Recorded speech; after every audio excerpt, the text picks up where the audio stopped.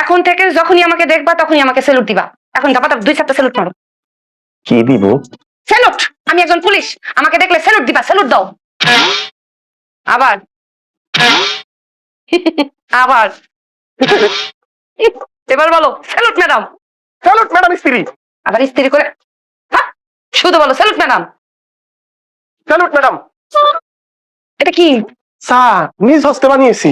নিজ হাতেই তো বানাবা, কারণ আমি নিজ মুখে তোমাকে কালকে বলছি যে আমার সাথে ঘুমাইতে পারবা না। এখন এত সুন্দরী বউ, তার উপর আবার পুলিশ, তার সাথে বিছানা শেয়ার করতে পারো নাই, এই জন্য আমার উপরে শাস্তি নিতেছো না?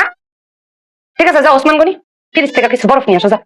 চা গরম করে নিয়েছি। বরফ বরফ দিয়ে কি হবে? বরফ আমি তোমার বরফ বলতেছি, যাও। বুঝতেছি। এখন থেকে উঠতে বসতেছে পাখি। অফিসের পুলিশটা দেয় না, তো চাকরি বেশি একটা সুবিধা না, পথে ছোট সালাম পাবি। জামাই দিয়ে দেওয়া, জামাই শ্বশুর বাড়ি সবাই দিয়ে দেওয়া। একদম ফ্রিজ খুলে বরফ নিয়ে আসছি।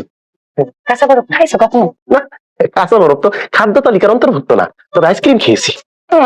আইসক্রিম খাইলে তো হইব না। এখন এই যে বরফের টুকরা গুলা, সবচেয়ে বড় যে টুকরাটা মুখে, হ্যাঁ, এই বরফ মুখের ভিতরে দিয়ে রাখবা আর মুখটা বন্ধ রাখবা। বরফ কিন্তু চাবানো যাবে না, ওই বরফ যতক্ষণ মুখে থাকবো মুখটারে বন্ধ রাখবা, দেখবা বরফ গলিয়া গলিয়া পানি হয়ে যাবো, তখন ওই ঠান্ডা পানিটা তুমি গিল্লা খাবা। এটা হইতেছে তোমার শাস্তি। আর যদি ওসমান গনি আমার কথা উল্টা পাল্টা করো, তাহলে ভুলে যান আমি একজন পুলিশ।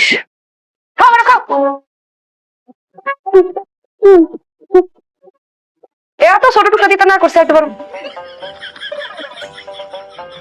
এখনো জায়গা ফাঁকা আছে, আর একটু এমনি করে একটা স্যালুট দাও তো।